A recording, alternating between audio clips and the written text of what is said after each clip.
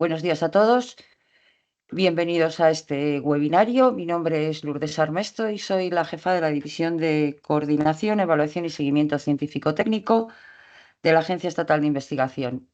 Vamos a proceder a explicarles, pues las novedades y las características generales de la convocatoria del año 2025 de ayudas a proyectos de generación de conocimiento y actuaciones para la formación de personal investigador predoctoral asociado a dichos proyectos.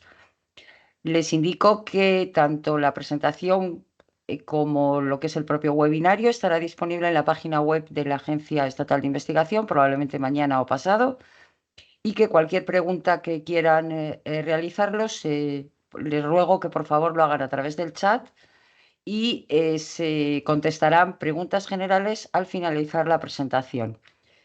Voy a intentar compartir, espero que todo funcione. ¿Se ve la presentación? Sí. Lucía, ¿se ve? Sí. Vale. Sí. Bueno, pues vamos a iniciar. Como les decía, es un webinario relacionado con la convocatoria del año 2025 de ayudas a proyectos de generación de conocimiento y actuaciones para la formación de personal investigador predoctoral asociados a dichos proyectos. Esta es una resolución del 29 de octubre del 2025 y cuyo extracto está publicado en el Boletín Oficial del Estado de fecha del 31 de octubre del 25. Esta convocatoria, que realmente incluye dos actuaciones, como he dicho anteriormente, está incluida dentro del Plan Estatal de Investigación Científico-Técnica y de Innovación 24-27 y en concreto corresponde una de ellas al Programa para la Investigación y Desarrollo Experimental y concretamente al Subprograma Estatal de Generación de Conocimiento Científico-Técnico y Desarrollo Experimental, y la otra al Programa de Recursos Humanos y en concreto al Subprograma de Formación, Atracción y Retención de Talento Investigador e Innovador. ¿Cuáles son los objetivos de esta convocatoria? Bueno, pues esta convocatoria tiene dos grandes objetivos. Por una parte, financiar la realización de proyectos de investigación dirigidos tanto a fomentar la generación de conocimiento y el avance significativo del conocimiento científico, como avanzar hacia la búsqueda de soluciones a los desafíos de la sociedad. Y por otra parte, tiene como objetivo financiar actuaciones para la formación de personal investigador predoctoral asociados a dichos proyectos. ¿Cuáles son los objetivos de los proyectos en concreto? Bueno, pues por una parte es contribuir a la generación de capacidades de investigación y a la colaboración e internacionalización de los equipos que trabajan en organismos de investigación y por otro, dar soluciones a los problemas sociales, económicos y tecnológicos orientados hacia la búsqueda de soluciones de los problemas que tiene la sociedad. Asimismo, tiene como objetivo la creación de esquemas de cooperación científica potentes, con tamaño suficiente y una masa crítica necesaria para abordar cuestiones complejas y objetivos complejos dentro de estos proyectos. Se pretende, con esta convocatoria, financiar proyectos que sean relevantes, evitando la fragmentación de grupos de investigación y fomentando las sinergias y la asociación de equipos en un proyecto único. Y por último, pero no por ello menos relevante, tiene como objetivo esta convocatoria fomentar la investigación de carácter multi e interdisciplinar. ¿Cuáles son las modalidades de proyectos? Bueno, pues hay dos modalidades de proyectos. Por un lado están los proyectos de investigación orientada y por otro los proyectos de investigación orientada. Dentro de los primeros son proyectos sin orientación temática previamente definida, que tienen como objetivo primordial el avance del conocimiento, independientemente del horizonte temporal y del ámbito de aplicación del mismo. Sin embargo, los proyectos de investigación orientada son proyectos que están orientados a la resolución de problemas concretos vinculados a las prioridades temáticas asociadas a los grandes desafíos de la sociedad que figuran en estas áreas temáticas, estas prioridades temáticas que figuran dentro del Plan Estatal de Investigación Científica, Tecnológica y de Innovación. Dentro de estos proyectos de investigación orientada se incluyen los proyectos de tipo RTA, que son proyectos que están, como se va a comentar posteriormente, que se presentan por organismos que están dentro de las asociaciones INIA, CSIC, comunidades autónomas, y que están orientados específicamente al área temática de ciencias agrarias y agroalimentarias. En cuanto a las actuaciones para la formación del personal predoctoral asociados a los proyectos, pues son actuaciones que suponen la financiación por 4 años de duración y están encaminadas a la formación de nuevos doctores mediante la realización de una tesis doctoral asociada a un proyecto de investigación financiado en esta convocatoria. En esta financiación se incluye, por una parte, la contratación del personal investigador predoctoral e indemnización a la finalización del contrato, financiación para estancias en centros de I+D+I, gastos de matrícula derivados de la enseñanza de doctorado. Asimismo, estas ayudas incluyen un periodo de orientación postdoctoral denominado POP, que está destinado al perfeccionamiento y especialización profesional por un máximo de 12 meses, siempre que la obtención del doctorado se produzca durante el periodo de ejecución de la actuación, es decir, durante esos 4 años. ¿Quiénes son las entidades beneficiarias? Bueno, pues las entidades beneficiarias son organismos públicos de investigación y universidades públicas, universidades privadas y centros privados de I+D+I, entidades e instituciones sanitarias públicas y privadas sin ánimo de lucro que desarrollen actividades de I+D+I, institutos de investigación sanitaria, centros tecnológicos y centros de apoyo a la innovación tecnológica y otros centros públicos de I+D+I con personalidad jurídica propia que en sus estatutos o en su objeto social o en la normativa que lo regula tengan la I+D+I como actividad principal. ¿Cuáles son los tipos de proyectos? Antes hemos visto la modalidad, ahora vamos a ver los tipos de proyectos. Hay 2 tipos, los proyectos tipo A y los proyectos tipo B.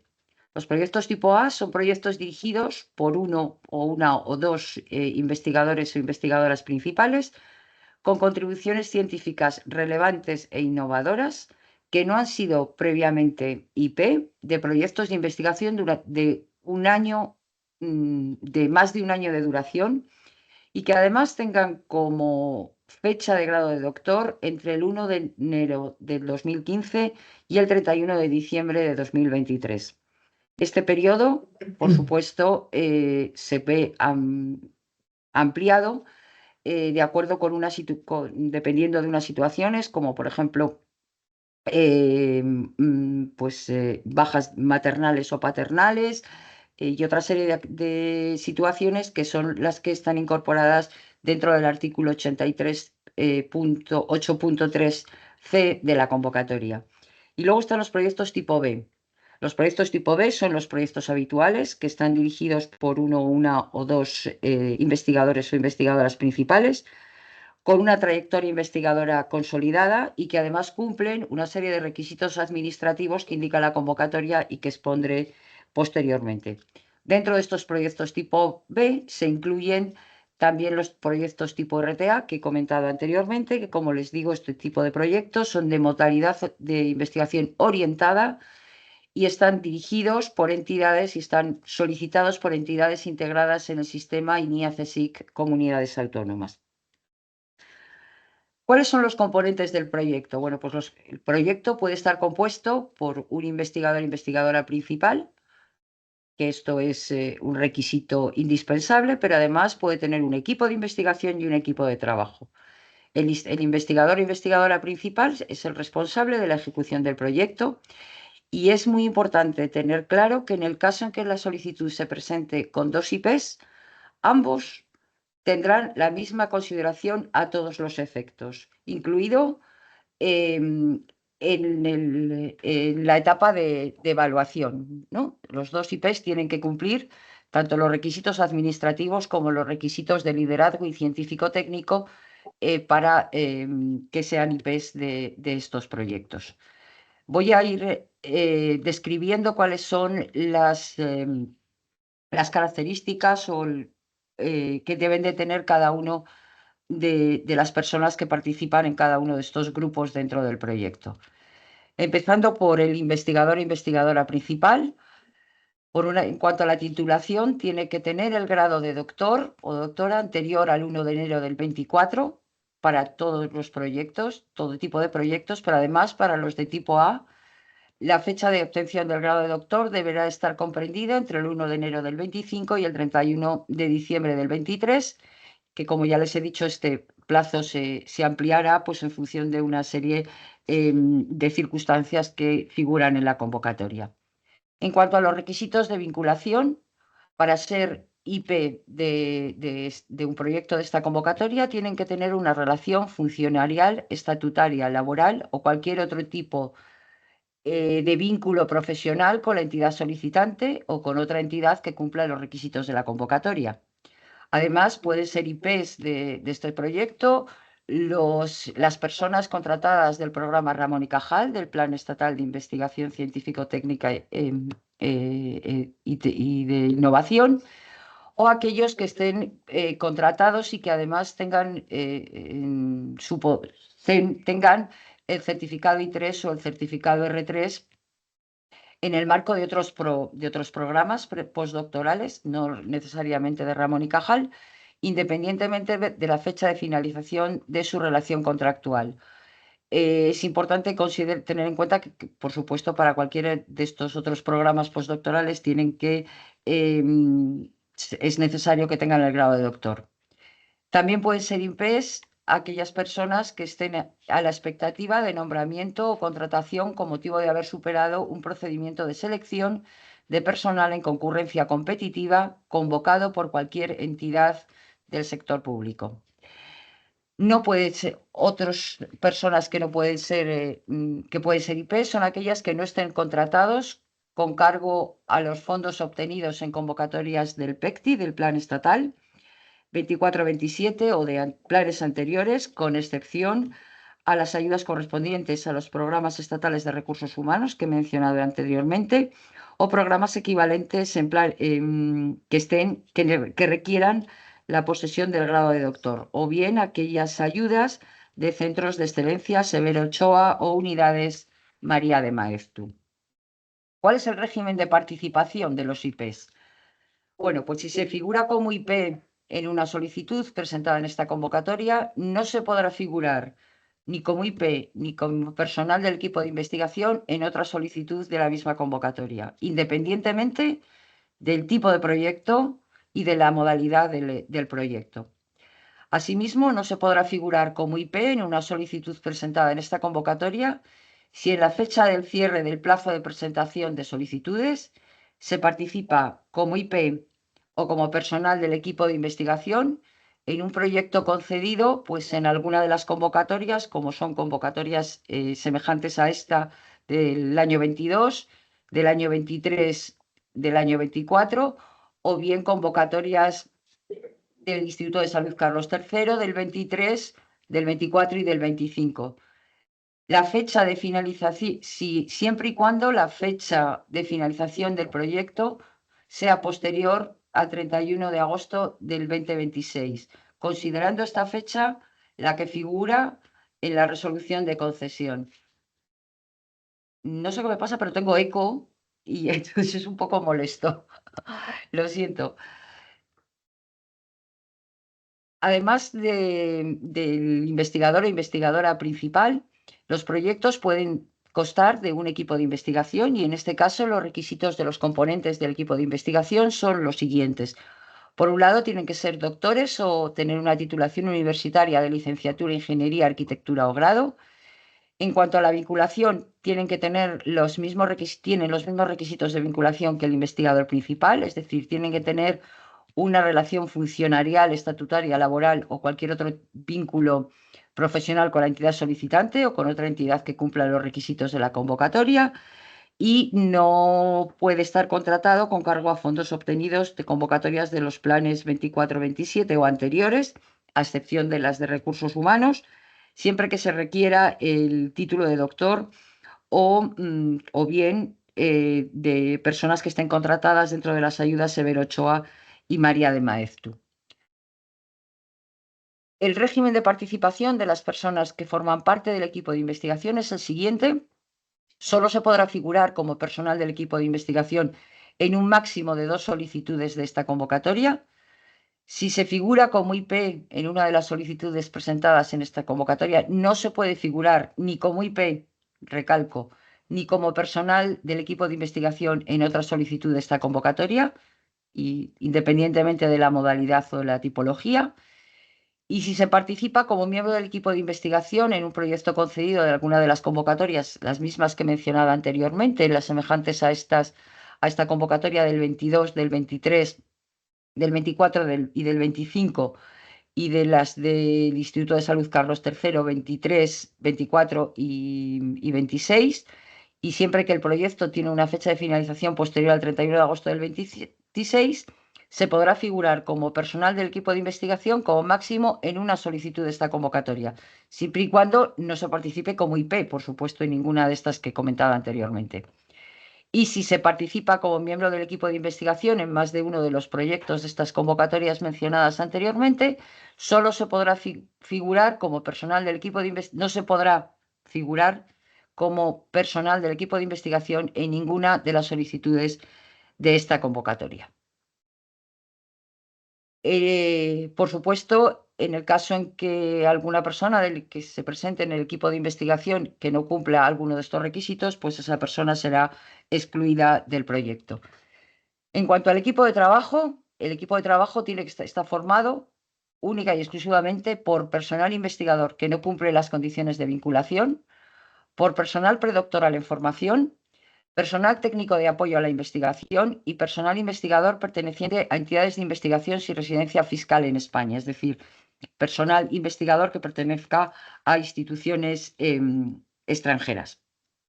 Es muy importante, y lo recalco todos los años, y lo vuelvo a recalcar, que no deben figurar en el equipo de trabajo aquellas personas que tienen una relación funcionarial, estatutaria, laboral o cualquier otro vínculo profesional con la entidad solicitante o con otra entidad que cumpla los requisitos de la convocatoria, puesto que en este caso deberían de estar dentro del equipo de investigación.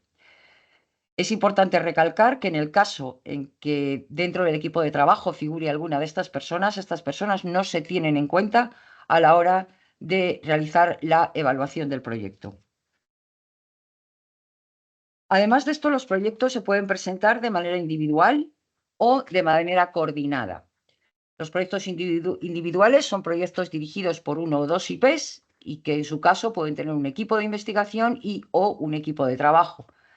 Los proyectos coordinados son proyectos formados por un mínimo de 2 y un máximo de 6 subproyectos, cada uno de ellos con uno o una o dos IPs, y en su caso, pues igual que en el caso de los proyectos individuales, podrán tener un equipo de investigación o un equipo de trabajo. ¿Cuáles son las características de los proyectos coordinados? Bueno, pues en primer lugar, el subproyecto coordinador siempre debe de ser de tipo B. Los subproyectos pueden ser de tipo A o de tipo B, pero el coordinador siempre tiene que ser de tipo B. Si el proyecto coordinador es de tipo RTA, es decir, presentado por instituciones del INIA, CSIC, comunidades autónomas, los subproyectos todos deben ser tipo RTA. Tanto la modalidad, es decir, orientado o no orientado, como el área temática y el periodo de ejecución son únicos para todos los subproyectos y serán el seleccionado o los seleccionados por él o la persona o la IP coordinador, coordinadora, es decir, que por la persona que dirija el subproyecto coordinador. Los subproyectos pueden ser de la misma entidad beneficiaria, no tienen por qué ser de distinta entidad beneficiaria, pero es verdad que en estos casos es conveniente justificar la necesidad de que se presente de forma coordinada subproyectos de equipos de una misma entidad. Y luego también es importante resaltar que si el subproyecto 1 durante la evaluación no fuese propuesto para la financiación, el resto de los subproyectos no podrán ser financiados. Mientras que es posible que si el subproyecto 1 es propuesto para financiar, no tiene por qué financiarse todos los subproyectos del proyecto coordinado. Como norma general, y para las características de los proyectos, como les digo, como norma general, los proyectos tendrán una duración de 3 o 4 años, duración que seleccionará el o la investigadora principal. Sin embargo, hay una serie de excepciones, de forma que todos aquellos proyectos que conllevan la realización de campañas oceanográficas tendrán obligatoriamente una duración de 4 años.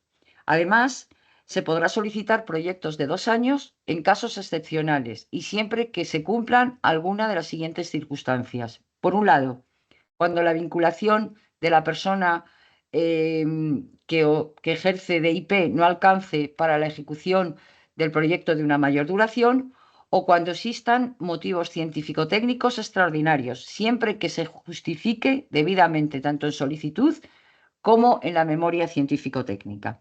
Y por último, recalcar que la fecha de inicio de estos proyectos en ningún caso podrá ser anterior al 1 de septiembre del 26.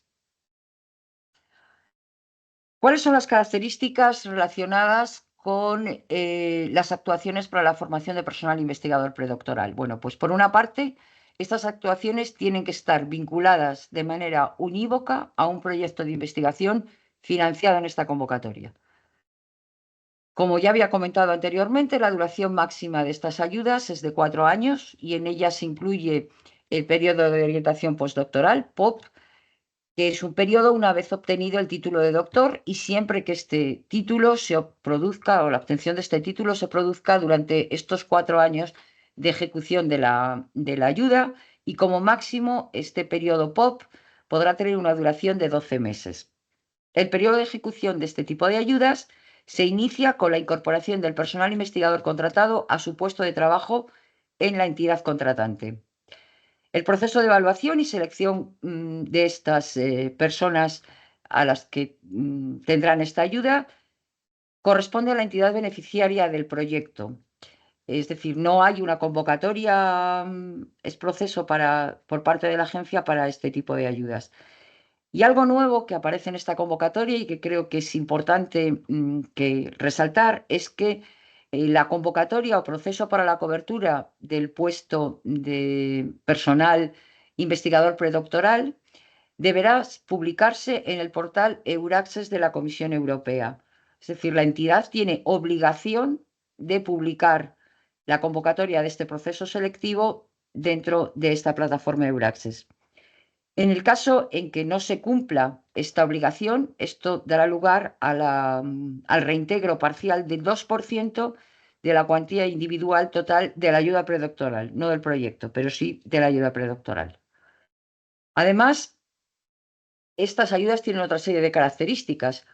Por un lado, si durante los 2 primeros años de la ejecución de la ayuda se produjera la extinción del contrato o el desistimiento de este por parte de la persona contratada, la entidad beneficiaria podrá convocar de nuevo esa plaza, evaluar y seleccionar y contratar a una nueva persona. El periodo que transcurra entre la extinción o desistimiento del contrato y la incorporación de la nueva persona no podrá ser superior a 3 meses. Y por otra parte, independientemente de que se pueda contratar en el marco de la actuación diferentes personas, el periodo de ejecución de la actuación no se modifica, es decir, siempre será de 4 años, a contar desde la fecha de incorporación de la primera persona contratada. Y, por supuesto, la cuantía de la ayuda no será modificada. Bueno, sin perjuicio pues de lo dispuesto en materia de interrupción, prórrogas, plazo de ejecución, etc. Es decir, es importante que quede claro que solamente serán imputables a cada ayuda predoctoral concedida los contratos de un máximo de 2 personas y la contratación de una segunda persona únicamente podrá realizarse durante los 2 primeros años de ejecución de la ayuda. Esto también es algo nuevo de esta convocatoria. Volviendo a los proyectos, vamos a ver cuáles son los costes elegibles para los conceptos financiables para la ejecución de este proyecto. En primer lugar, destacar que el presupuesto se presenta únicamente en la modalidad de costes marginales, independientemente de la naturaleza jurídica de la entidad beneficiaria. Y luego hay una serie de costes directos financiables y unos costes indirectos. En cuanto a los costes directos, pues son financiables los costes de personal, es decir, contratación de personal que debe estar dedicado al proyecto, y dentro de este gasto es financiable el coste en el que se puede incurrir por indemnización de la finalización del contrato, los costes de adquisición, alquiler, arrendamiento y mantenimiento, reparación de activos materiales, de equipamiento, costes de adquisición de material fungible, de suministros y productos, costes de adquisición de activos inmateriales, incluyendo programas de ordenador de carácter técnico y siempre relacionados con el proyecto, costes de banco de datos, incluyendo uso y gestión de repositorios de datos y bibliotecas técnicas, y costes de computación directamente relacionados con el proyecto, costes de movilidad siempre vinculados directamente a la ejecución del proyecto, y en este caso se incluyen, por un lado, los gastos de viajes y estancias de duración igual o inferior a 30 días naturales, tanto en el territorio nacional como 3 meses en el territorio extranjero. Y en este caso los gastos son financiables, los gastos de alojamiento, manutención, transporte y locomoción. Y dependiendo del tipo de entidad, pues para entidades públicas, como máximo, estos gastos serán los que se deriven de su propia normativa, y para las entidades privadas, como máximo, los establecidos para el grupo 2 del Real Decreto 462 de 2002. En el caso de gastos de viajes y estancias de duración superior a lo indicado anteriormente, como puede ser el caso de las campañas de muestreo o de toma de datos, son financiables los gastos de alojamiento, manutención, transporte y locomoción, con un máximo de 1.500 euros mensuales en territorio nacional y 1.950 euros mensuales para estancias en el extranjero. Además, son financiables dentro del proyecto los costes de publicación y difusión de resultados, gastos de revisión de manuscritos, tesis doctorales generadas en el proyecto, siempre que estos gastos no superen el 25% de los costes directos de ejecución, costes de formación de personal asociado al proyecto, que son imprescindibles para la ejecución del mismo. Recalco que no es un gasto elegible el material de oficina. También es elegible el alquiler de salas, traducción, organización de eventos, congresos y seminarios, aunque no son elegibles el pago a los conferenciantes ni honorarios por participación en estas actividades. Son elegibles los costes de inscripción a congresos de todas las personas participantes en el proyecto que estén vinculadas a una entidad española, que aquellas que están vinculadas a instituciones extranjeras no son elegibles. Costes de utilización de los servicios centrales del organismo, siempre y cuando tengan tarifas públicas y calculadas conforme a la contabilidad de costes. Y en estos casos es importante recalcar que no podrán repercutirse gastos salariales del personal propio de estos servicios centrales, costes de utilización y acceso a ICTS, siempre que este acceso no sea gratuito, como pasa en algunas de estas ICTS, gastos de compensación a los sujetos experimentales y, por último, gastos de subcontratación con un máximo del 25% de la cuantía total de la ayuda concedida. Todos estos conceptos que he desarrollado en estas 3 diapositivas son costes directos, pero además es financiable un 25% de los gastos directos como costes indirectos. Para el caso de las ayudas para la formación de personal investigador, que ya algo he descrito anteriormente, son financiables la contratación de estas personas seleccionadas, que deberán ser contratadas bajo la modalidad del contrato predoctoral regulado en el artículo 21 de la Ley 14/2011 y en el Real Decreto 103/2019 de 1 de marzo. La retribución del contrato no podrá ser inferior al 75% del salario fijado para las categorías equivalentes en los convenios colectivos de su ámbito de aplicación.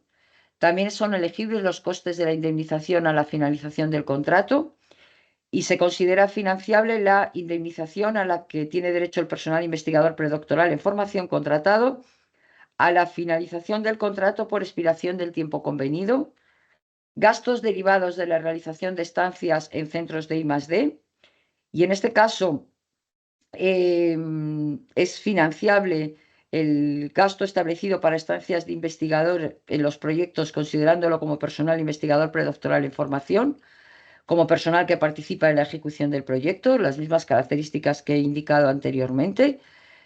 Las estancias se podrán realizar en otros centros de I+D, públicos o privados, incluyendo empresas. Estos centros pueden ser extranjeros o españoles, siempre que los centros estén ubicados en una localidad distinta al del centro en que se desarrolla la actividad. Y estas estancias, para ser financiables, tienen que tener una duración mínima de un mes de forma ininterrumpida. Y por último, son financiables los gastos de matrícula derivados de las enseñanzas de doctorado, y estos gastos no podrán exceder de las cuantías máximas de los precios públicos por las prestaciones de servicios académicos universitarios establecidos por la correspondiente comunidad autónoma para las universidades públicas. La financiación de estas ayudas previstas en esta convocatoria tiene la forma de subvención con cargo a presupuestos generales del Estado, y el presupuesto global de la convocatoria son 700 millones, de los cuales están distribuidos de acuerdo con esta tabla en los 4 años 26, 27, 28 y 29. El plazo de presentación de las solicitudes es un plazo único, tanto para las personas que participan como IPs como para las personas que son los representantes legales de las entidades beneficiarias. Y este plazo comienza el 20 de noviembre y termina el 16 de diciembre de 2025 a las 14 horas, hora peninsular española. La forma de presentación de las solicitudes, aunque seguro que muchos de ustedes lo conocen, pero bueno, voy a hacer un repaso muy rápido. La persona que actúa como IP y la persona que ostenta la representación legal de la entidad solicitante deben estar dados de alta en RUS. Las entidades a las que pertenecen los o las IPs y las personas participantes en el equipo de investigación deben estar registradas en SISEN.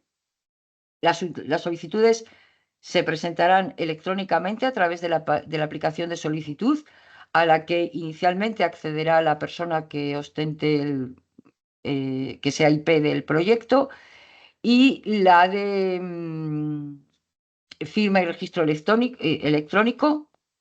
O sea, realizará la solicitud, la firmará y hará el registro electrónico, y luego accederá la persona que ostenta el representante legal de la entidad solicitante, que es quien realmente firma y registra la solicitud.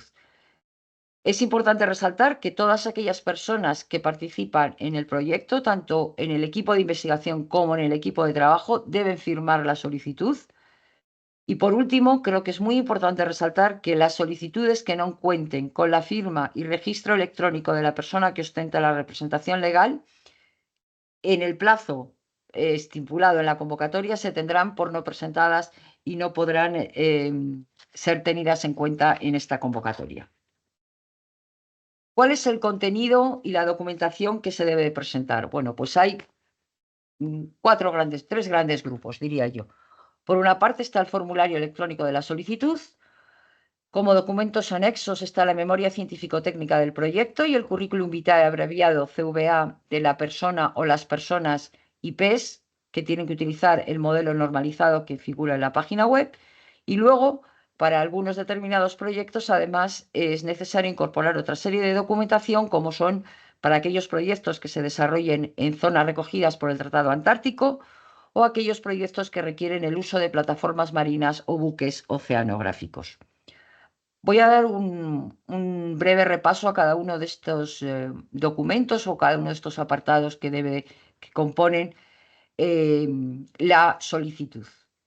En cuanto al formulario electrónico, bueno, pues tiene varios apartados. Por una parte están, bueno, pues los datos de la entidad solicitante. Por otra parte hay una serie de datos correspondientes al proyecto, y por otra parte relacionado con datos de los investigadores o investigadoras que participan en el proyecto. En cuanto al proyecto, se tiene que seleccionar la modalidad, es decir, orientado o no orientado.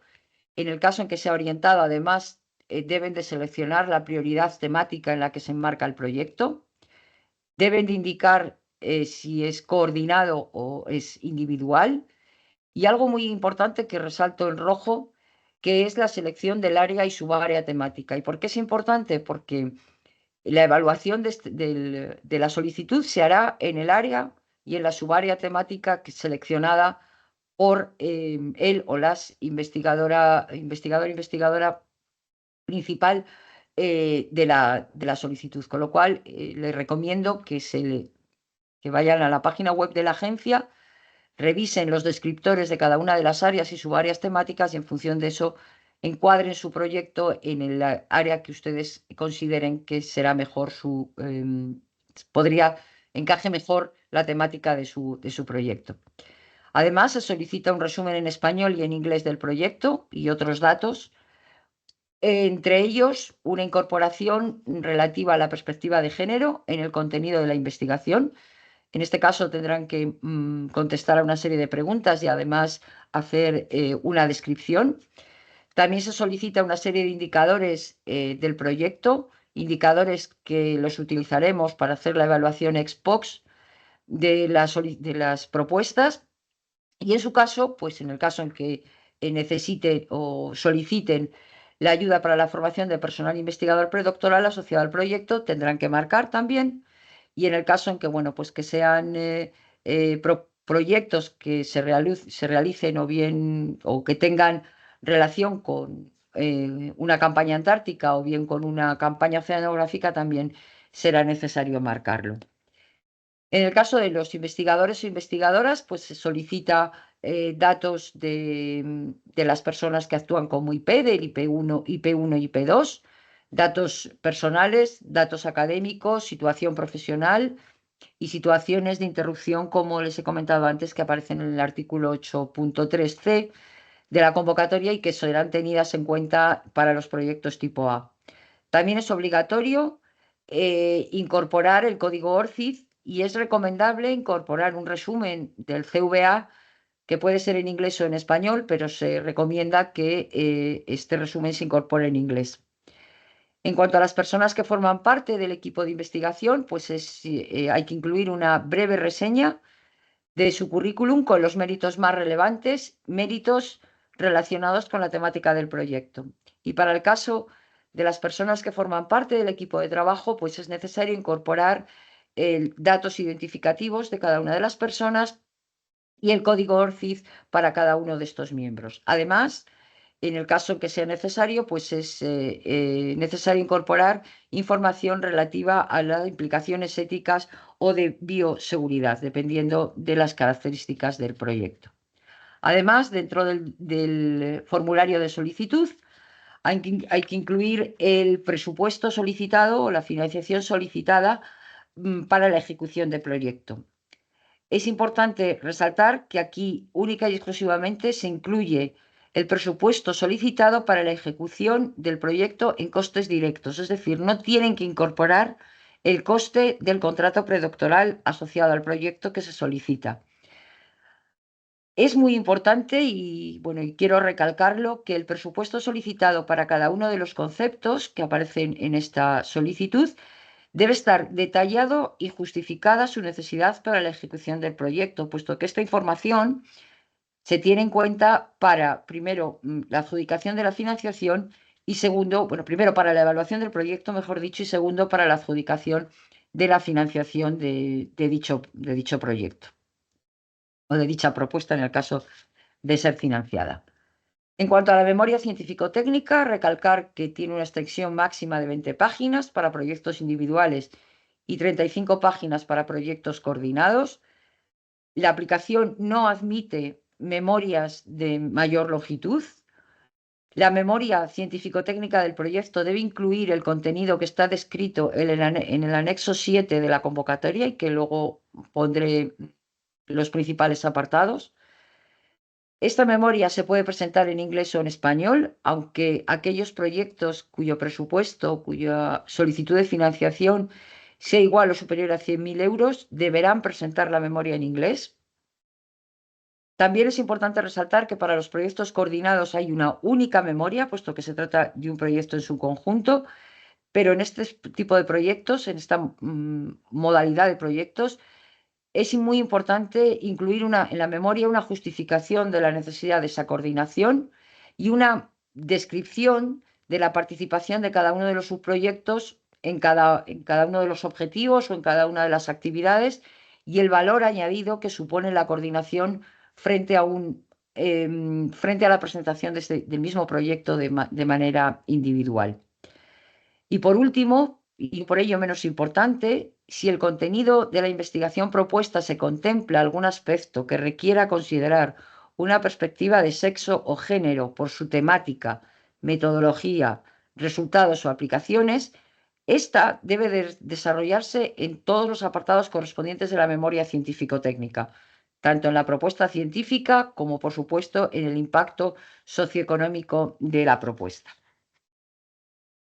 Estos son los 4 apartados o los apartados que debe de contemplar la memoria y que, como les digo, están descritos en uno de los anexos de la convocatoria y que además pueden encontrar también de manera más amplia en las instrucciones para la realización de la memoria científico-técnica. Y estos apartados, como verán, están directamente relacionados, como van a ver después, con los apartados y los criterios que se evalúan para cada una de estas solicitudes. Entonces, el primero de ellos es la justificación y novedad de la propuesta.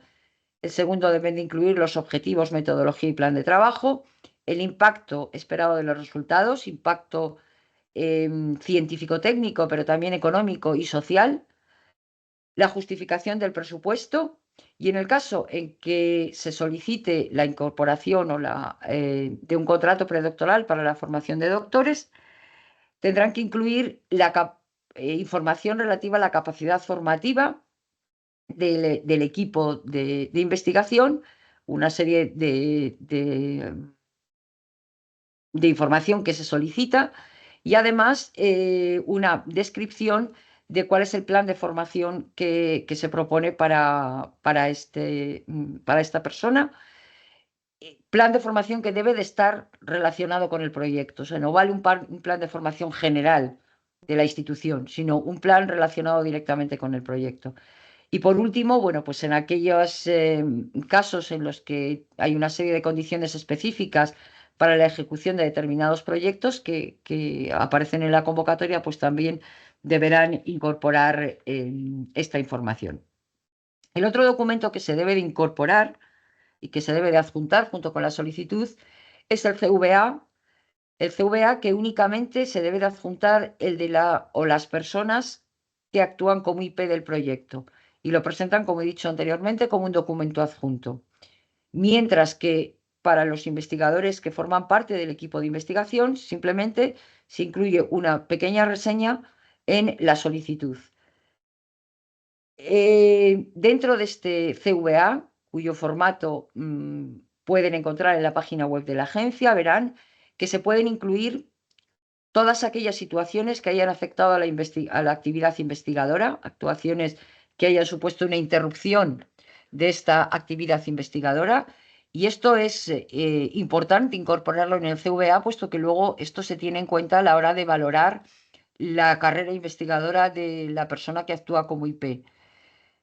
La extensión máxima del documento no puede sobrepasar las 4 páginas. Este documento se podrá presentar en inglés o en español, aunque yo les recomiendo que lo presenten en inglés.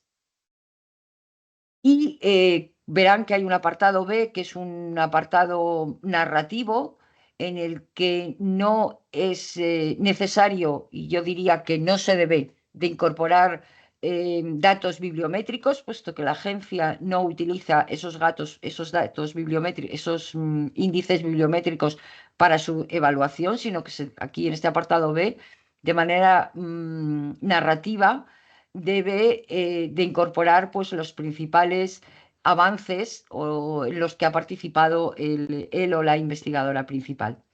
En el apartado C, que es un listado, por así decirlo, de méritos de distintas tipologías, como pueden ser pues, artículos, como pueden ser presentaciones a congresos, proyectos, etcétera, deben de incorporar los méritos más relevantes, ordenados por tipología, que mejor se adaptan a la temática del proyecto. Estos datos o estos méritos deben describirse de una forma concreta y detallada, evitando ambigüedades, y en las instrucciones que figuran en la página web de la agencia se explica claramente cómo deben de incorporar estos datos. Es importante resaltar que se pueden incluir aportaciones obtenidas en cualquier momento de la trayectoria científica, siempre y cuando estén publicadas a fecha del cierre del plazo de presentación de solicitudes. Y como máximo hay que incorporar 10 aportaciones, las más relevantes, para cada uno de los apartados. Y como les digo, les recomiendo que sean aportaciones que estén relacionadas con la temática del proyecto.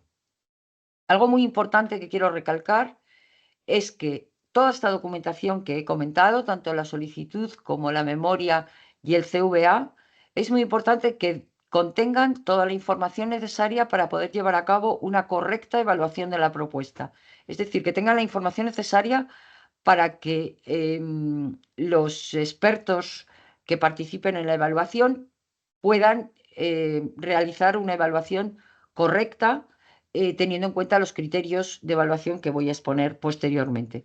También es muy importante resaltar que a efectos del proceso de evaluación del proyecto y de la trayectoria investigadora, es decir, relacionados con la memoria y con el CVA, solo se tendrán en cuenta la información contenida en la fecha de cierre del plazo de presentación de solicitudes. Esto quiere decir que ni la memoria ni el CVA son documentos que se puedan subsanar.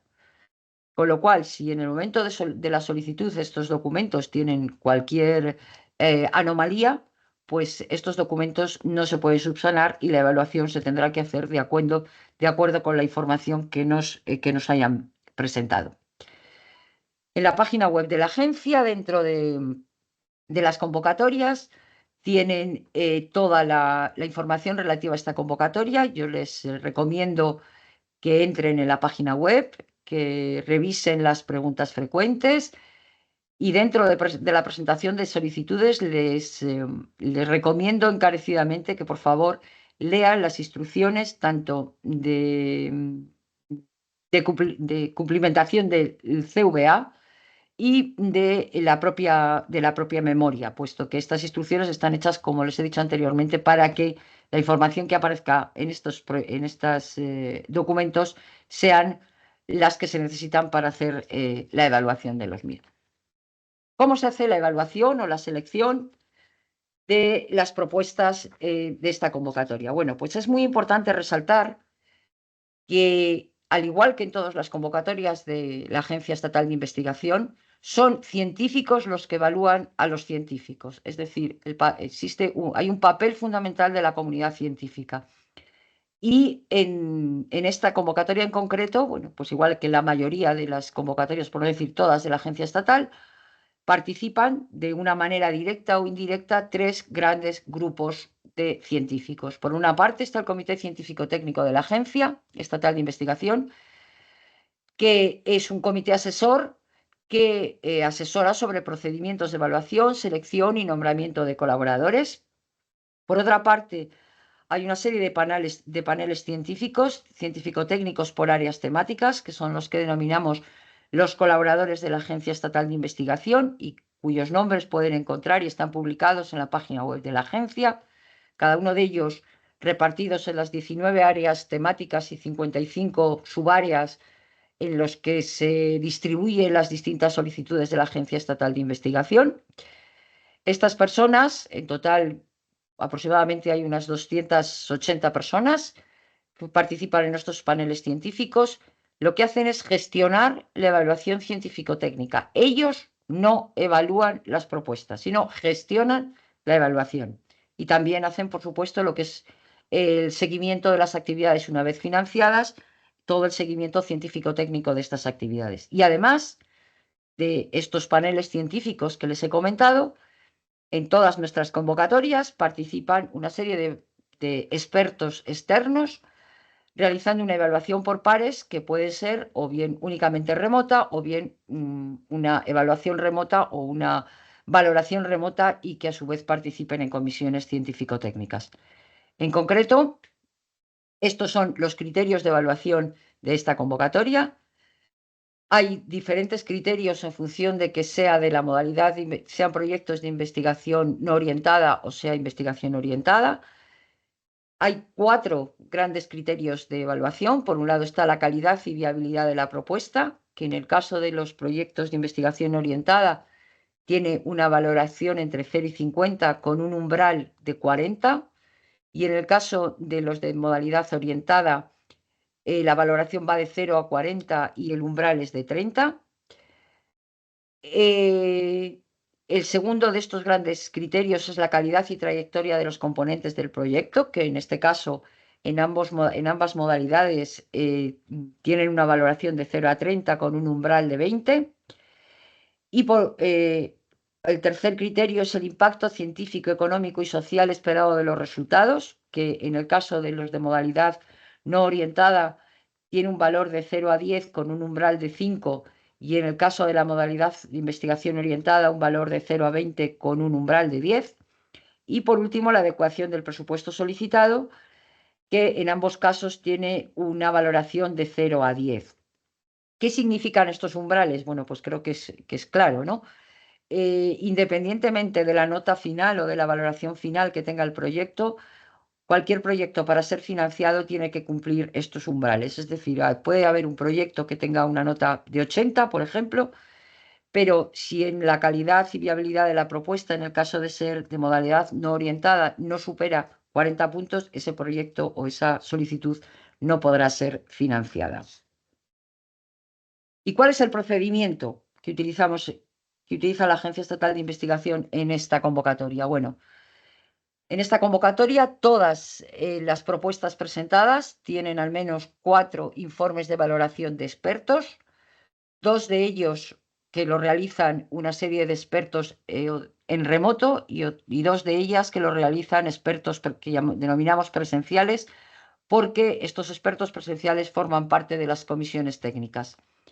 Es muy importante resaltar, y así lo indica la convocatoria, que el órgano que realiza la evaluación de estas propuestas es la comisión técnica, que, como digo, está compuesta, bueno, lo vamos a ver después, está compuesta por estos expertos presenciales y por miembros de los paneles científico-técnicos de la Agencia Estatal de Investigación. ¿Esto qué quiere decir? Que los 4 informes que realizan los expertos, tanto los remotos como los presenciales, son única y exclusivamente documentos de trabajo para las comisiones técnicas, ya que, repito, única y exclusivamente la comisión técnica es el órgano responsable de la evaluación.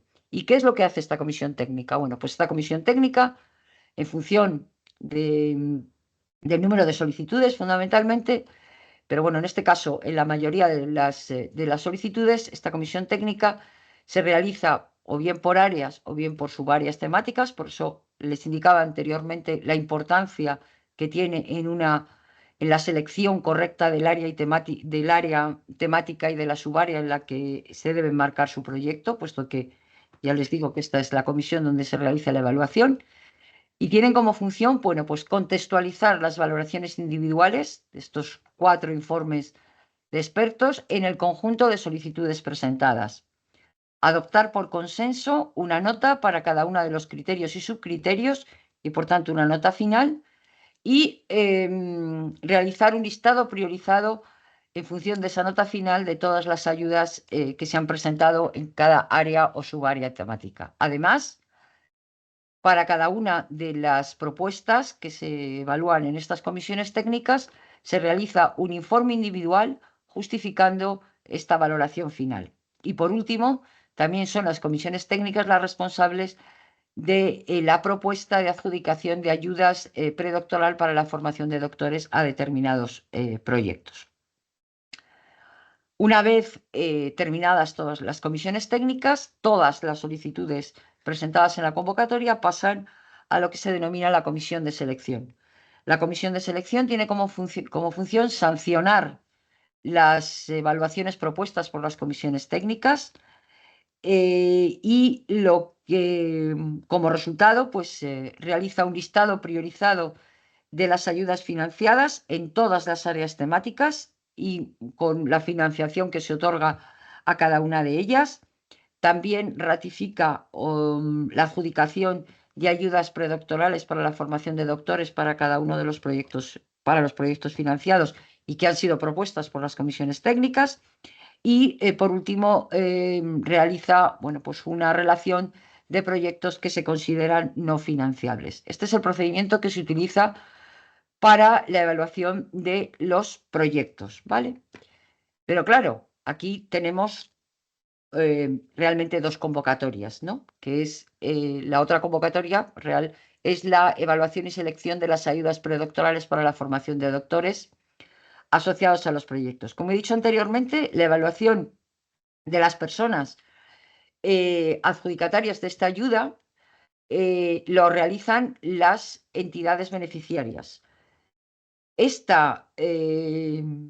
La adjudicación del contrato predoctoral a un determinado proyecto se publica en la resolución, en la propuesta de resolución provisional y en la resolución de concesión de los proyectos. Las entidades beneficiarias deben de publicar, evaluar y seleccionar con una serie de criterios que son los que aparecen en la convocatoria.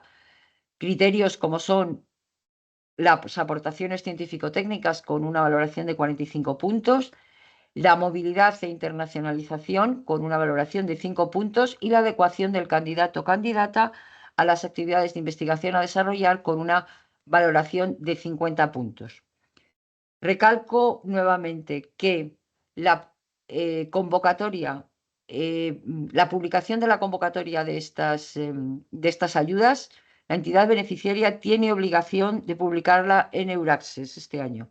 Como les digo, esto es algo nuevo. Y además, quiero recalcar que esta publicación o esta convocatoria se puede empezar a realizar en el momento de la propuesta de resolución provisional de los proyectos. Con lo cual, esta propuesta de resolución normalmente es hacia julio, mientras que la propuesta de concesión de los proyectos es hacia finales de año normalmente. Durante todo este tiempo se pueden publicar y se puede llevar a cabo la evaluación y la selección de las personas candidatas, aunque es verdad que la contratación no se podrá normalmente hacer hasta la resolución de concesión o al menos hasta que esté iniciado el proyecto. 20 días hábiles después de la fecha de contratación, después de realizar la contratación, es necesario enviar una serie de información a la Agencia Estatal de Investigación. Y esta información es, por un lado, los datos identificativos de la persona contratada, la fecha de incorporación, un resumen del programa de formación de esta persona, el CVA de la persona solicitada, un informe del proceso de selección, de cómo se ha llevado a cabo ese proceso de selección, y información con el enlace al portal de Euraccess, donde ha sido publicada esta convocatoria. Bueno. ¿Cuáles son las obligaciones de las entidades beneficiarias de las ayudas de contratos predoctorales para la formación de doctores asociadas al proyecto? Bueno, pues tienen varias obligaciones. Por un lado, formalizar un contrato predoctoral de acuerdo con el artículo 21 de la Ley 14/2011 en el plazo de 9 meses desde la resolución de concesión del proyecto. Proporcionar al personal investigador contratado el apoyo necesario para el desarrollo de su actividad. Velar por el desarrollo adecuado del programa de doctorado. Comunicar a la Agencia Estatal de Investigación la fecha del acto de defensa y aprobación de la tesis doctoral. Tienen 20 días hábiles para poder comunicar esta fecha. Comunicar a la Agencia Estatal de Investigación las renuncias y demás incidencias en la ejecución de la ayuda en un plazo máximo de 2 meses y siempre durante el periodo de ejecución de la ayuda, no una vez que la ayuda ha terminado, sino durante la ejecución de la misma.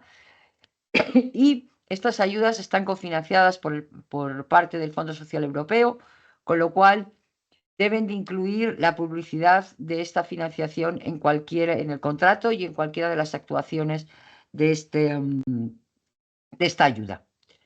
Una vez adjudicada la ayuda, pues se procede o se debe proceder o la agencia procede al seguimiento científico-técnico, tanto del proyecto como de la ayuda predoctoral y, por supuesto, también al seguimiento económico.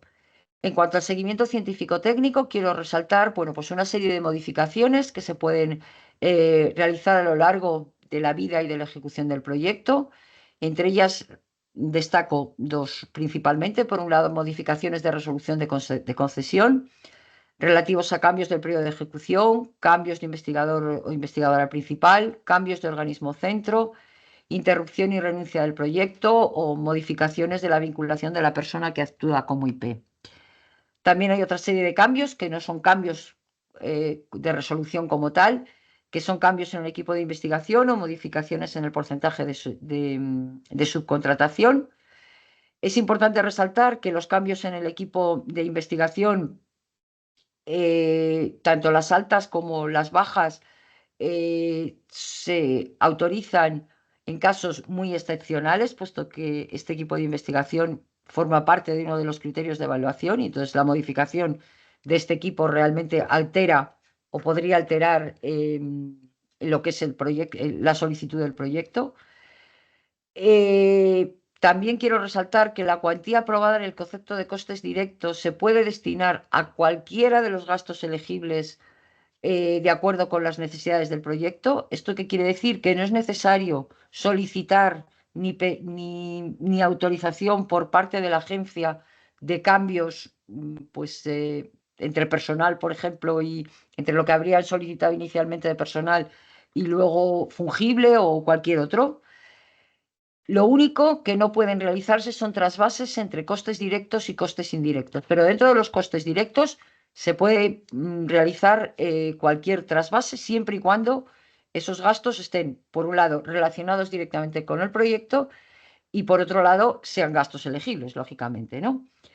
También quiero resaltar que los cambios en el equipo de trabajo no necesitan ningún tipo de autorización por parte de la agencia, aunque sí que es preciso dar cuenta de estos cambios en los informes de seguimiento científico-técnicos intermedios o final. Por otra parte, indicarles que solicitar cualquiera de estos cambios o cualquiera de estas modificaciones en la página web de la agencia, en la parte de ejecución, podrán encontrar los modelos y las instrucciones para solicitar cualquiera de estos cambios. Estos modelos normalmente se publican una vez concedida la ayuda y, como les digo, les recomiendo que utilicen estos modelos porque en caso contrario pues no tendremos la suficiente información para saber si debemos o no debemos autorizar esos cambios. En cuanto a en cuanto a la justificación científico-técnica, bueno, pues de los proyectos, indicar que por una parte hay un informe de seguimiento intermedio para los proyectos de 3 y de 4 años, informe que se solicita 3 meses a partir del momento en el que se cumple la mitad del periodo de ejecución del proyecto, y un informe final que se solicita normalmente 3 meses, o sea que hay un periodo de 3 meses a partir del momento en el que se cumple la fecha final del proyecto, de la ejecución del proyecto, incluyendo en el caso en que exista ampliación del periodo de ejecución. Y además se celebran una serie de jornadas de seguimiento presenciales en las que se convocan a los investigadores pues, para que presenten la ejecución o cómo va la ejecución del proyecto. Indicar que la no presentación o la valoración negativa del informe de seguimiento podrá suponer la interrupción del proyecto o la pérdida de derecho al cobro de las anualidades pendientes cuando se trata de un informe de seguimiento intermedio. Y además, este informe de seguimiento intermedio condiciona el pago de la tercera anualidad, es decir, hasta que no se presenta este informe y no se valora, no se puede pagar la tercera anualidad. Y en el caso en que no se presente el informe final o bien este informe final tenga una valoración negativa, esto puede suponer el reintegro total o parcial de la ayuda.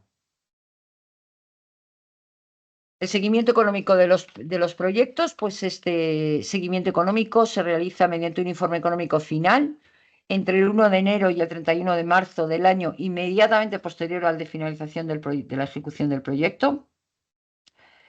Este seguimiento se hace, bueno, pues teniendo en cuenta la Ley 17-2022 de la ciencia, la tecnología y la innovación, permite que este seguimiento se haga a través de una cuenta justificativa simplificada para los proyectos financiados con ayudas públicas. A los efectos del seguimiento y control de las actividades financiadas, las entidades beneficiarias deben disponer de la documentación acreditativa de la ayuda concedida, y en JustiWeb se presentará la relación de gastos vinculados con el proyecto y los documentos que se detallen en las instrucciones de ejecución y justificación. Indicarles que la Agencia Estatal de Investigación comprobará a través de técnicas de muestreo los justificantes que así se determinen, siguiendo lo establecido en un plan anual de actuación que se publica todos los años y que permiten obtener evidencia razonable sobre la adecuada aplicación de la subvención, a cuyo fin podrá requerir a la entidad beneficiaria la remisión de los justificantes del gasto seleccionado. En el caso del seguimiento científico-técnico de las ayudas predoctorales, en este caso, en cuanto a las modificaciones, bueno, pues ya lo he resaltado anteriormente, pero indicarles que se pueden hacer modificaciones relativas a interrupciones y prórrogas del plazo de ejecución por el periodo de duración del contrato interrumpido, motivado por alguna de las causas que figuran, bueno, pues en el artículo 21C de la Ley de la Ciencia, la Tecnología y la Innovación. Estas interrupciones o prórrogas se tienen que solicitar 2 meses desde que se produzca el hecho causante de la interrupción y, como he indicado anteriormente, siempre dentro del periodo de ejecución. También se puede hacer un cambio de entidad beneficiaria y, en este caso, el nuevo centro dispone de un plazo de 20 días hábiles a partir del día siguiente al de recepción de dicha resolución para formalizar el contrato con el investigador en formación e informar al órgano concedente de la fecha de su incorporación. Y en relación con la anualidad en la que se produzca este cambio de centro, el centro inicialmente beneficiario deberá transferir al nuevo centro receptor la cantidad destinada a la financiación del coste de la ayuda, coste de contratación, que de forma proporcional en el tiempo corresponda desde la fecha de rescisión del contrato. Y también se pueden solicitar cambios de proyecto de investigación dentro de una misma entidad beneficiaria. Y la justificación científico-técnica de las ayudas predoctorales pues se lleva a cabo a través de un informe de seguimiento intermedio que se presentará a lo largo del mes 20 o 21 de la ejecución de la ayuda, y un informe final que se presenta a lo largo del mes siguiente al de finalización de la ayuda. Este informe final deberá estar referido a todo el periodo de ejecución de la ayuda, incluyendo, en el caso en que exista una fase POP, pues también incluirá toda esa fase. El informe de seguimiento intermedio condiciona la continuación de la ayuda, igual que sucede en la mayor parte de las convocatorias de la agencia, y además de este informe y final, informe de seguimiento intermedio, pues sobre todo en el final, es necesario incorporar un currículum vitae actualizado del personal investigador en formación y una serie de indicadores que están requeridos por el Fondo Social Europeo o bien por la propia agencia, que nos permitirá pues hacer la evaluación ex post de estas ayudas, igual que sucede con las ayudas de los proyectos. Y por mi parte nada más, indicarles que, como les he indicado anteriormente, en la página web de la agencia pueden encontrar tanto el documento de preguntas frecuentes como toda una serie de información relativa a las instrucciones de los distintos documentos que pueden presentar, que yo les sugiero encarecidamente que por favor los lean detenidamente para que no haya ningún problema con la documentación que envían para la solicitud. Y yo creo que vamos a pasar a un resumen de las preguntas. Bueno, hay muchas preguntas, Lourdes, y hay mucha gente que decía que hay compañeros que se han quedado fuera y ya se ha contestado que tanto la presentación como el webinario estarán grabados y estarán disponibles. A ver, en primer lugar, hay muchas preguntas que reflejan un poco de confusión entre la ayuda para el proyecto y la ayuda predoctoral. Hay una en concreto que dice, no me queda claro si se puede pedir la ayuda por proyecto y además ayuda para formación de personal predoctoral. ¿Se piden juntos o separados? A ver, en el documento de solicitud, en el caso en que ustedes desean que el proyecto pueda tener una ayuda de contrato predoctoral, ustedes tienen que marcar directamente que solicitan una ayuda de contrato predoctoral y nada más. En el caso en que no quieran solicitar esa ayuda, pues directamente no lo marcan ahí y, por supuesto, en la memoria tampoco incorporan toda la información que se solicita en el caso en que soliciten una ayuda. Realmente esto es exactamente igual que era antes en proyectos. O sea, la única diferencia es que ahora, bueno, pues la ayuda para el contrato predoctoral se asigna al proyecto y se inicia a la vez que el proyecto, pero es exactamente igual que antes. Relacionado con eso, también había otra pregunta que lo que quería saber es si los costes de la persona e información se deberían incluir en el presupuesto del proyecto. No, no, no, no, no. Únicamente tienen que señalar si quieren incorporar a una persona predoctoral, pero no tienen que incorporar eso en el presupuesto. Es una ayuda totalmente diferente.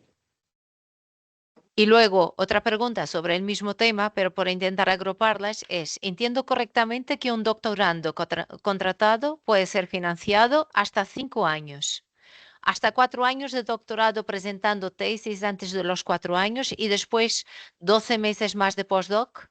No. A ver, en la ayuda de contrato predoctoral es una ayuda de 4 años, única y exclusivamente. En el caso en que la tesis se presente antes de finalización de esos 4 años, entonces es cuando entra la ayuda POP, pero no después de los 4 años. La ayuda son 4 años, no 5, 4. Bueno, ahora pasamos ya sobre temas de proyectos, porque yo creo que se repetían mucho estos temas y por eso los he planteado al principio. Preguntan, ¿son los mismos los paneles de evaluadores para la modalidad orientada y no orientada dentro de una misma área? Sí, sí, sí, son los mismos. Y preguntan si ambas modalidades las evalúa el mismo panel dentro del área, si se evalúan de forma separada y se generan dos listas de priorización independientes y si hay un máximo o mínimo de proyectos a financiar en cada modalidad. A ver, no hay un máximo ni un mínimo, puesto que en la convocatoria no hay no hay diferenciación en la financiación. ¿No? O sea, el presupuesto de la convocatoria es global, entonces no hay diferencia y no se ejecutan dos listas separadas, sino que es un listado único. La única diferencia son los criterios de evaluación con los que se evalúa la modalidad orientada o no orientada. Luego pregunto, en caso de querer incorporar, hay varias sobre este tema. En caso de que querer incorporar investigadores que están en el extranjero, puede ser Estados Unidos o países de Europa, indistintamente, al equipo de trabajo, y que no dispongan de certificado de firma digital y tampoco puedan enviarles el documento para firma manuscrita, ¿cómo pueden firmar? ¿Cuáles son los medios de firma válidos? Bueno, pues a ver, la documentación firmada tiene que quedar no se envía a la agencia, sino que tiene que quedar en la entidad beneficiaria, con lo cual entiendo que de alguna manera, si no es de manera electrónica, de cualquier otra manera, sí que pueden tener esa firma. Bueno, ahora preguntan si son elegibles como IPs los postdoc con becas Junior Leader Fellowship de la Fundación La Caixa. A ver, en la convocatoria no se especifica ningún tipo de convocatoria, ningún tipo de contrato que pueda tener la persona que ejerza de investigador o investigadora principal. Lo que sí que es necesario es que tenga vinculación, al menos durante la duración del proyecto. El representante legal que firma la solicitud se compromete a que exista esa vinculación durante todo el tiempo de ejecución del proyecto. En el caso en que esa vinculación se interrumpa, pues dependiendo de cuál sea la causa, pues puede dar lugar a la devolución de la ayuda. También relacionado con este asunto, hay personas que indican que han obtenido un contrato Ramón y Cajal, pero que tienen previsto incorporarse en enero o en el transcurso del próximo año.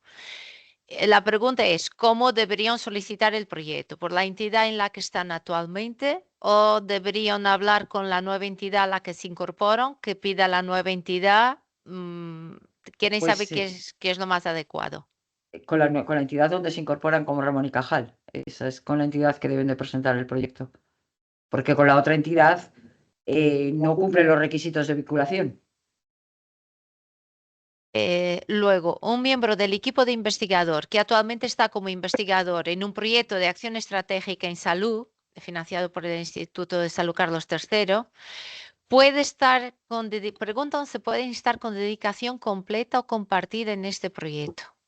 A ver, En un PIT de esta aquí no convocatoria. hay dedicación compartida o completa como era antes. Aquí de lo que se trata es de que esté en uno o dos proyectos. Entonces, si está en el equipo de trabajo, de investigación, perdón, de un proyecto de la convocatoria de Carlos III, pues podrá estar en uno en el equipo de investigación de un proyecto de esta convocatoria. Claro. Es que había preguntas hablando de dedicaciones compartidas y total, que eso ya no No, existe. eso ya no existe. Si los miembros del equipo de trabajo son extranjeros, bueno, esto es más de la firma que preguntan si serviría con un email aceptando estar en el proyecto. Ya has explicado antes que no. Se pide la firma, no se pide un email. Preguntan también, ahora ya con los costes del... bueno, un profesor titular con relación funcionarial tiene previsto solicitar la jubilación voluntaria a los 68 años antes de la edad de jubilación forzosa establecida para 70. Como dicen que su participación en el proyecto no abarcaría toda la ejecución, se debe incluir en el equipo de investigación o si se debería incluir en el equipo de trabajo. A ver, entendemos que en el equipo de investigación, siempre y cuando se lo firme el representante legal de la institución. También preguntaba, relacionado con esto, era otra pregunta, pero si los eméritos pueden participar como IPs, si las personas eméritas pueden ir como IPs en esta convocatoria. La convocatoria no dice nada al respecto, con lo cual sí pueden ir. Em, Luego dice, figuro como equipo de trabajo en la convocatoria anterior, en otra universidad pública, y que desde hace pocos meses trabajo como ayudante doctor en una universidad pública distinta. ¿Cambia automáticamente mi vinculación al proyecto anterior pasando a equipo de investigación? Ahora quiero, Debería. debería.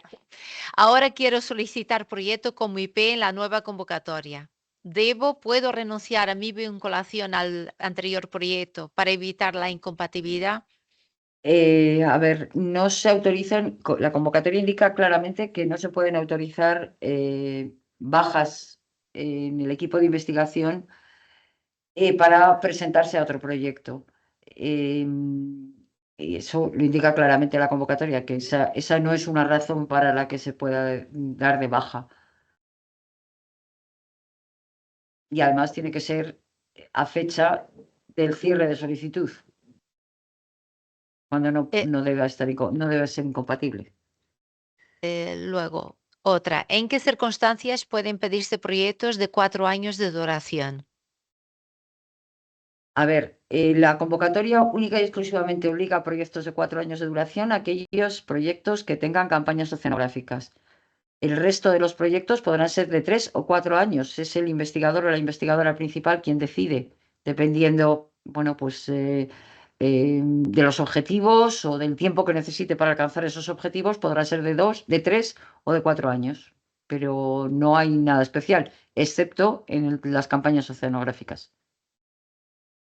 Relacionado también con este tema, hay varias preguntas, hay varias personas que dicen que la convocatoria tiene prevista la autorización de prórrogas, que en la convocatoria anterior, en PIT 2024, también ocurría lo mismo, pero que luego en la propuesta de resolución definitiva se indica que no podrán tener prórroga. Se va a ocurrir lo mismo porque en función de eso planteo duraciones distintas para el proyecto a solicitar. A ver, la convocatoria anterior estaba cofinanciada con fondos FEDER. Fondos FEDER tiene un periodo determinado de ejecución y esa es la causa por la que en la convocatoria anterior no es posible autorizar prórrogas porque si no, no podemos justificar los fondos FEDER. Esta convocatoria es todo presupuestos generales del Estado, no tiene fondos FEDER. Con lo cual, en principio, siempre y cuando esté justificada esa ampliación, esa prórroga, pues se podrá autorizar o no, pero vamos, no tenemos nada que, como pasa en la anterior, que estrictamente no nos permita autorizar esas prórrogas.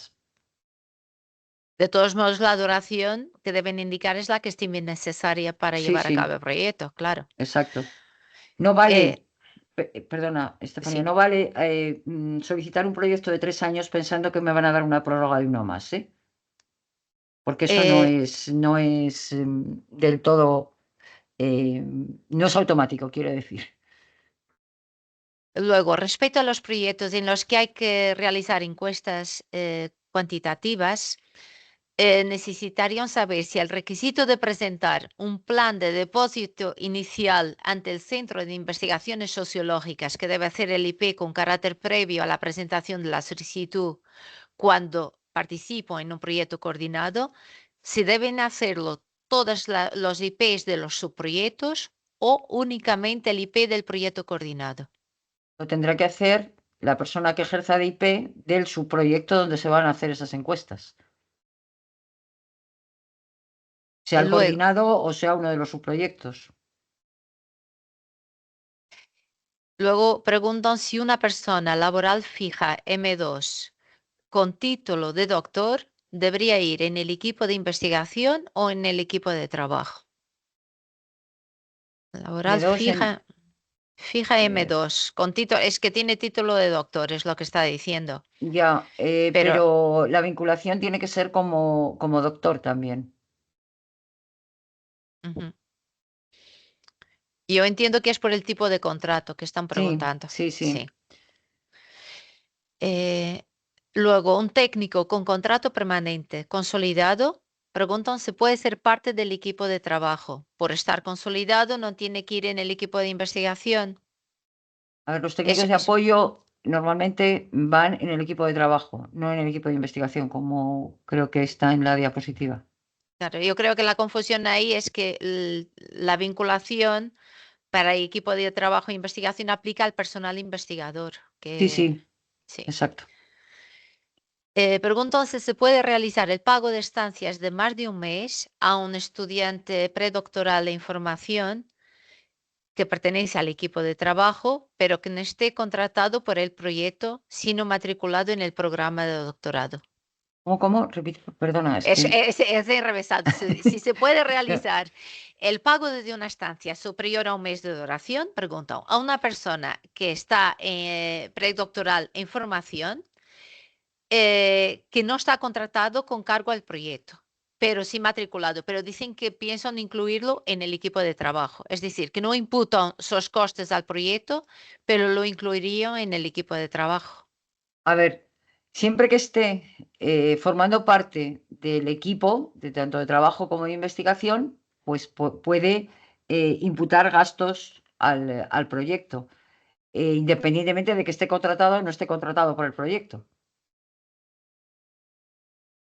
Luego, sobre el tema de gastos, también Pero, pregunta. perdona un Ah, momento, sí, pero en este caso concreto,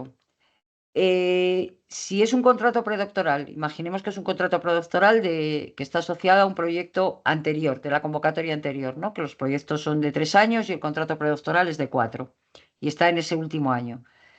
En ese caso, no sería elegible, porque dentro de la ayuda del contrato predoctoral hay una ayuda de movilidad.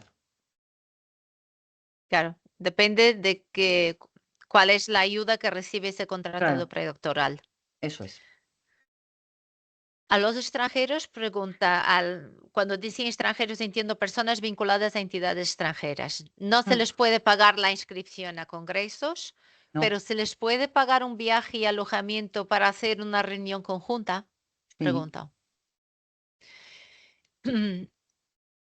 Preguntan si el personal laboral temporal con duración de contrato menor a la duración del proyecto que solicito y con grado de doctor debería ir en el equipo de trabajo, aunque tenga una relación laboral con la entidad solicitante. Personal laboral temporal. Sí, depende de la categoría, pero entiendo que debería estar en el equipo de trabajo, no en el equipo de investigación. Ujú. Preguntan también si los conservatorios superiores de música y danza se consideran centros de investigación. Dice, añaden que la Ley de Enseñanzas Artísticas Superiores de junio del 24 se consideran como tal, pero no están seguros si para esta convocatoria tendrían la misma consideración. Pues eso quizás es mejor que pregunten directamente al correo de tramitación, que ellos les indicarán específicamente si eso tan específico puede ser o no ser una entidad elegible. Sobre el tema de las participación incompatibilidades, hay otra pregunta que dice, una persona que está en el equipo de investigación de un PIT de la convocatoria anterior, ¿se podría estar como equipo de trabajo en esta convocatoria? Que lo has Si dicho puede antes estar que en el no. equipo de investigación, no puede estar en el equipo de trabajo. Entonces tendría que estar en el equipo de investigación. Luego, con respecto a los R3, sin vinculación permanente, fecha de fin 2027, con contrato con la administración local, que pueden ser centros en IA de las comunidades autónomas, preguntan si no pueden ser IPs ni ir en el equipo de investigación. A ver, si tiene el certificado R3 y el Sí, representante legal les firma la solicitud, se compromete a que tenga vinculación durante la duración del proyecto. también preguntan si un proyecto que se solicita con dos personas IPs, con dos IPs, y uno de ellos causa baja de larga duración o si se va de la entidad, si el IP2 pasa automáticamente a IP1 o es necesario solicitar la inclusión de otra persona como IP. A ver, aquí hay dos cosas. Primero, ser IP1 o IP2 es independiente, porque los dos tienen exactamente las mismas, tienen que tener la misma capacidad de liderazgo, como he dicho, y para llevar a cabo el proyecto. O sea, que da igual ser IP1 o IP2. La única diferencia que hay es la comunicación con la agencia, que la agencia nos comunicaremos siempre con el que figure como IP1. Entonces, siempre que haya cualquier modificación, en el caso en que haya dos IPs y uno de los IP de ellos, pues se cambie de institución o lo que sea, pueden hacerse o solicitarse dos cosas. O bien continuar el proyecto única y exclusivamente con uno de los IPs, o bien solicitar la incorporación de otra persona como IP que sustituya a ese que se marcha. Eso lo tienen que solicitar, se tiene que evaluar y una vez evaluado, pues se autoriza o no se autoriza una cosa u otra o lo que nos hayan solicitado. Luego, No es automático, vaya. ya.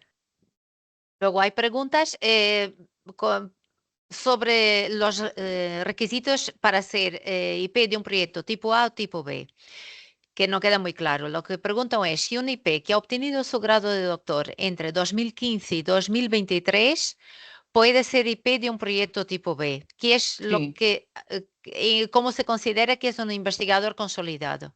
A ver, o sea, la única restricción está en los proyectos tipo A. Los proyectos tipo A son los que tienen que tener la obtención del grado de doctor en una determinada fecha. En los proyectos tipo B pueden obtenerlos siempre que sea antes del 24, creo recordar, del 1 de enero del 24 pueden haberlo obtenido en cualquier momento. Entonces, bueno, pues cada uno selecciona o elige si es un proyecto, si lo presenta como tipo A o como tipo B. Pero no hay ninguna restricción, no hay ninguna obligación a que tenga que ser de tipo A en función de la fecha de lectura de tesis. Claro. Tiene que tener en cuenta que para este tipo A no pueden haber liderado un proyecto durante más de un Exacto, año. Además, sí, además. sí. Pero vamos, Luego, pueden, sí. pueden cumplir esas condiciones y claramente presentarse como un tipo B. No hay ningún problema. Luego hay una pregunta, alguien que dice que está en un grupo de investigación amplio, que este año será el único investigador del grupo que solicitará un proyecto en esta convocatoria, pero tiene otros proyectos abiertos de convocatorias anteriores, otros dos, con temas de investigación distintos. Si eso perjudica esta solicitud. A ver, si esos proyectos que tiene abiertos son de cualquiera de las solicitudes que se mencionan en la convocatoria y que y que terminan después de agosto del 26, si está en dos de esos proyectos, no puede presentarse como IP en uno de estos, de esta convocatoria, porque entonces sería incompatible. No, es lo único en lo que puede afectar, en la incompatibilidad o no incompatibilidad. Lo que es en la fase de evaluación, desde luego no tiene ningún efecto, en principio. Luego preguntan también si entre los costes elegibles pueden contratar investigadores postdoctorales. Sí, sí, sí, siempre que esté directamente y únicamente trabajando para el proyecto. Y también preguntan si solicita un proyecto de 3 años, si pueden solicitar un contrato predoctoral con una duración de 4. Todos los Sí, contratos son de 4. Ahí, sí, sí, sí. bueno. Lo que Eh, no está muy justificado es en el caso de los proyectos de 2 años. luego, Fundamentalmente por perdón. por lo que tienen que cumplir los proyectos de 2 años, que entre ellas es que no tenga vinculación el o la IP, con lo cual no tiene mucho sentido adjudicar un contrato predoctoral. Luego, sobre los gastos elegibles también preguntan si algún gasto no se ha reflejado en la memoria, pero durante el transcurso del proyecto surge una necesidad nueva, por ejemplo, de equipamiento, y este concepto fuera elegible, si se puede realizar ese gasto. Sí, ya he comentado que se puede realizar cualquier gasto aunque no esté en la memoria inicial, siempre y cuando esté directamente relacionado y vinculado con las actuaciones del proyecto y además se justifique en los correspondientes informes de seguimiento. Preguntan si la solicitud también se recomienda que se haga en inglés o en español, si hay alguna recomendación. A ver, hay parte de la solicitud que, como la parte del CVA, digamos, de las reseñas curriculares, tanto de los o las investigadoras principales como del equipo, las personas del equipo de investigación que se pueden escribir, que lo recomendable es que sea en inglés. ¿Por qué es recomendable? Pues porque eso nos permite que las evaluaciones las puedan hacer expertos internacionales, que si está en español es mucho más complicado. Con respecto a los miembros del equipo de trabajo, pregunto si en caso de que no dispongan de código ORCID, ¿qué ocurre? Es obligatorio incorporar el código ORCID. También pregunto un IP de un proyecto PIT 2022, si el proyecto tiene prórroga, si se podría solicitar proyecto en esta convocatoria. A Una ver, persona que te pide, sí. la fecha de finalización del proyecto de agosto del 26 se corresponde a la fecha de que figura en la resolución de concesión, independientemente de las prórrogas que tenga el proyecto. Luego preguntan si en una investigación etnográfica son elegibles honorarios a los participantes e informantes que formen parte de un proceso participativo y colaborativo para la elaboración de material. Los honorarios nunca son elegibles. Eh, Preguntan, un investigador que forma parte del grupo de investigación, pero que actualmente está en el extranjero y sin vinculación con la entidad solicitante, si podría formar parte del equipo de investigación. Pues en el proyecto actual debería de formar parte del equipo de trabajo, no del equipo de investigación. Si no tiene vinculación con ninguna institución española, pues no puede estar en el equipo de investigación. Pregunto si el doctorado del investigador, entiendo que se refiere a la persona contratada de información, si debe realizar el doctorado en la institución beneficiaria o puede ser en otra universidad. A ver, la ayuda se da a la entidad beneficiaria. Eh, entonces, bueno, entiendo además que, bueno, pues que hay centros de investigación que lógicamente tienen un cierto convenio con las universidades para que hagan presenten allí las tesis, ¿no? Pero quien va a ser beneficiaria de la ayuda es la entidad beneficiaria del proyecto. Vale. Luego preguntan si se presentan cartas de apoyo a la solicitud, dónde se deberían indicar grupos externos de apoyo en el equipo de trabajo. Ninguna de las cartas se deben incorporar en la solicitud. Eso se debe de indicar, por ejemplo, pues en la parte de la memoria, en el informe, en la parte del impacto, por ejemplo, pues en ese apartado se puede incorporar esa información, pero las cartas de apoyo no se pueden incorporar. En el caso en que sea necesario, pues las tendrá que tener la entidad beneficiaria y en cualquier momento se pueden solicitar a lo largo de tanto de la tramitación como del seguimiento de la ayuda. Pero no hay que incorporarlas. Es que no se puede, la aplicación no lo deja. Luego pregunto si con respecto a la capacidad formativa del equipo, si se debe indicar solamente en caso de que se solicite ayuda para contrato predoctoral o en todas las situaciones. Única y exclusivamente, y les ruego que por favor lean las instrucciones y lean incluso el anexo de la propia convocatoria que lo pone, que única y exclusivamente en el caso en que soliciten la ayuda para un contrato predoctoral de formación de doctores es cuando tienen que incorporar dentro de la memoria la información que se solicita para evaluar esa parte. Si no lo solicitan, no nos hace falta porque no hay que evaluarla. Preguntan también si en los proyectos de investigación orientada hay que indicar en el impactos tipo TRL. No hace falta indicar impactos tipo TRL, pero sí que se indica, por ejemplo, es necesario incorporar un plan de transferencia Preguntan si y en de la valorización de los Vale, resultados también.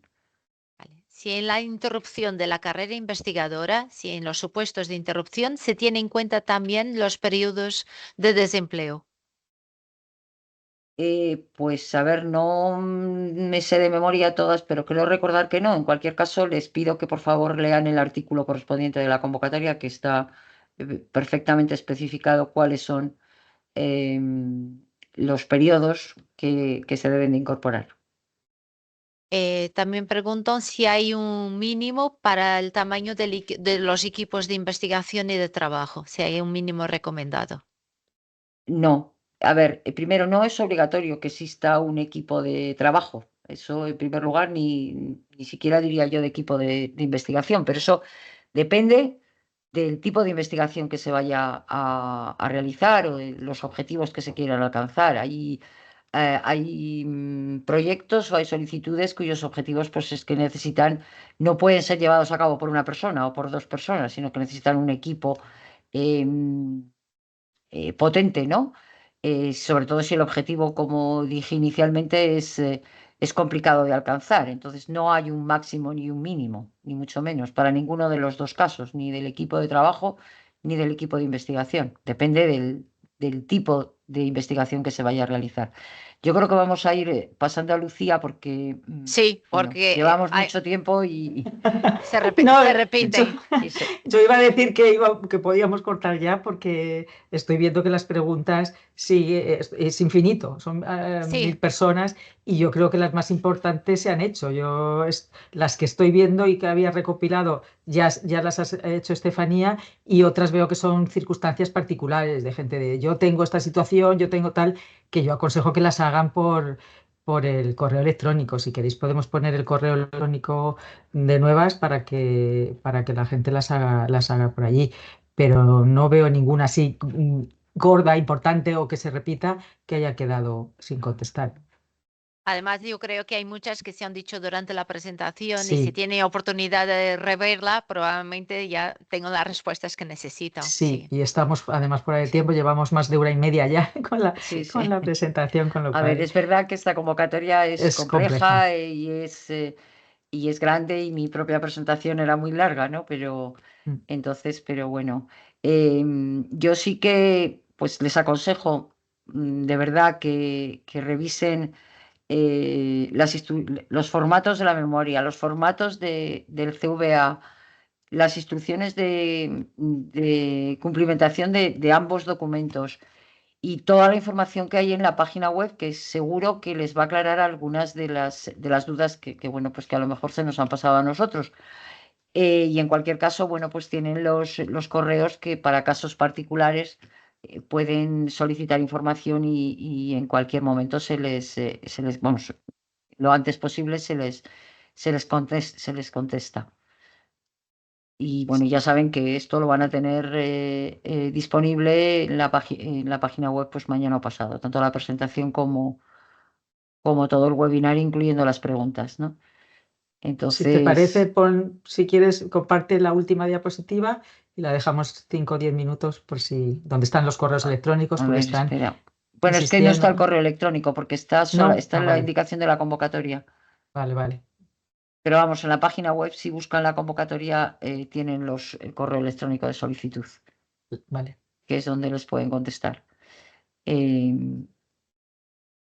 Y bueno, pues muchas gracias por su atención y espero que haya sido útil y les deseo pues muchísima suerte.